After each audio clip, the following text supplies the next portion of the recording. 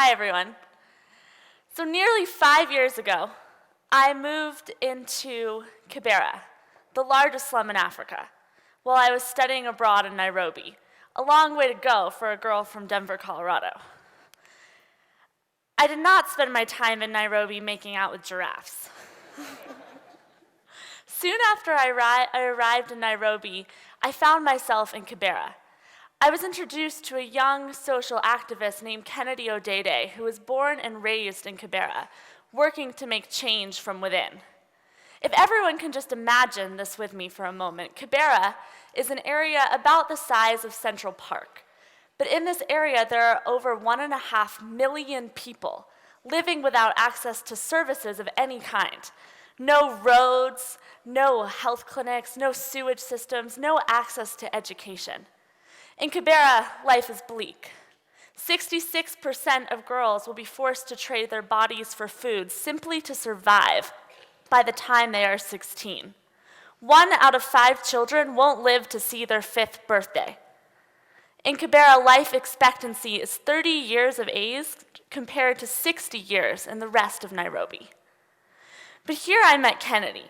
Kennedy was the oldest of 8 children, born and raised in Kibera. His mother had him when she was 15 years old.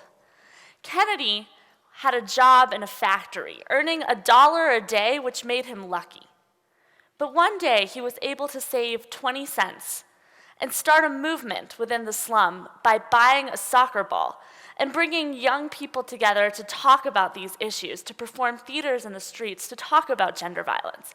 And Kennedy was especially committed to the struggle of women and girls because he saw his mother as she endeavored to put food on his and his family's table. In Kibera, 7 out of 10 women will experience violence, and women contract HIV at a rate 10 times their male counterparts. Devastating statistics. Kennedy had a dream. He wanted to change his community, but he knew he couldn't do it without an education. So I told him, as I was a junior at Wesleyan, that he should apply. And he said, well, what are they going to say? I have no formal education. How will I get in? But Wesleyan said yes and gave Kennedy a full scholarship. He graduated last weekend as the class speaker with honors, proving, as he said in his speech, thank you. And as he said in his speech, it doesn't matter where you come from. What matters is where you want to go. So while at Wesleyan, Kennedy and I had an idea. We know that when you invest in women and girls, communities like Kibera change.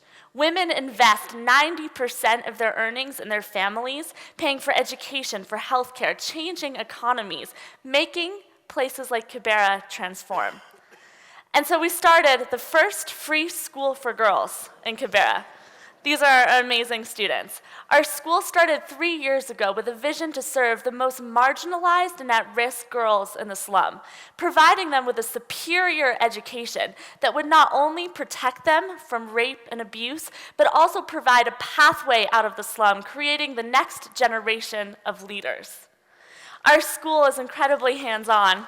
Thank you. Our school serves girls like Diana. Diana's father lost his ability to walk when he was a child because his family could not afford to take him to a health clinic when he had an infection in his leg. Now Diana is thriving. Our students go to a school that is incredibly creative. We have theater classes, we have yoga, and we also have girls who are setting in preschool gender goals for their community. Goals like, I want every girl to go to school. I want everyone to know, my personal favorite, that girls are smarter than boys. I remember meeting a group of our 2nd grade students on the street a few weeks ago after they had interviewed a business owner in the community and asked, what were the questions you asked? And one of our 2nd graders raised her hand and said, well, I asked him where he got his startup capital. And I thought, wow, I didn't learn that word until a few years ago. I can't believe that I heard that from a 2nd grader. But it's bigger than that. We thought, what if we could not only have a school for girls, but change the way that the community as a whole viewed girls and girls' education? How might that fundamentally change a community like Kibera? And so we decided, what if we could identify the highest value services and build them in connection to a school for girls, opening them to the entire community? And so we started to think about, what does everyone want and need, and how do we build an incentive structure that values women and girls and shows the entire community that benefiting women actually benefits everyone. And so we started classes for our parents and savings and loan programs, helping people to start businesses and earn more money to feed and educate their families.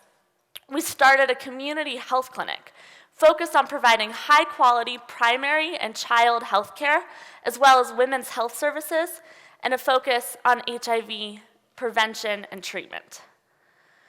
We also started a peer educator program, empowering young people to talk to each other about the problems in their community. We started community centers that offer services that are targeting every demographic in the community. One of our most powerful is a committee of community members committed to ending gender-based violence. This program was started by a father at our school after his 4-year-old daughter was raped. Her perpetrator was arrested, but $3 was enough for the police to wipe his name from the records completely. He worked with us, and we fought for 2 months to get this man arrested. He was eventually apprehended and was just sentenced to life in prison a few weeks ago. And after that, thank you, after that, her father said, what about everyone else? What about people who don't have advocates, support systems built in? What do they do? And so we built a community team from all over the slum who are talking about gender violence and who are first responders, prepared to connect victims to legal, psychological, and medical support. And this year, we've already worked on over 40 cases successfully. So really creating a culture that values women and girls. We also have a cyber cafe in the middle of the slum with high-speed internet, providing people access to computer skills, which are necessary to compete in today's economy. We have a group for women living with HIV that teaches them skills and enables them to earn a living and make products that are sold all around the world. We have community members coming together to clean up their community, taking action on their own. We have soccer teams for young people to keep them busy and connected to a bigger goal. We just built the slum's largest clean water tower that will provide over 10,000 people a day with access to safe drinking water. We've built toilets all throughout the slum that literally stay on the side of them, donated by the Kibera School for Girls, making everyone invested in this community dedicated to girls' education. This year, all of our services will serve over 30,000 people in Kibera, and we're just getting started. What inspires me most is when I hear stories of our girls. A few weeks ago in social studies, they were looking at the problems in their community, and every class had to propose a possible solution to one of the challenges that they saw. Our preschoolers said that we should start a school for adults because their parents can't read and write. And so we're planning to launch adult education classes next month. And we're just getting started. Kennedy and I are actually getting married here in Denver next week, a week from today. Thank you.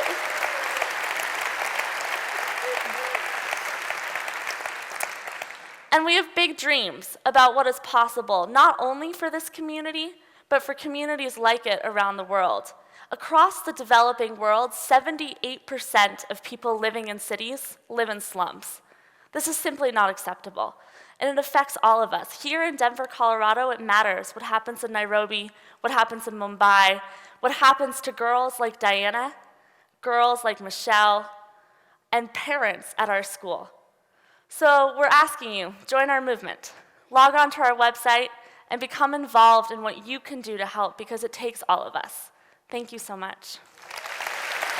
Thank you. Thank you. Thank you.